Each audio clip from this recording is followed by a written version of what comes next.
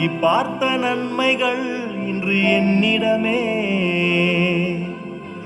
நிரம்பி வழியும் ஆசீர் எனக்கு தந்தீரே. எங்கி பார்த்த நன்மைகள் இன்று என்னிடமே நிரம்பி வழியும் ஆசீர் எனக்கு தந்தீரே. குறைவிலும்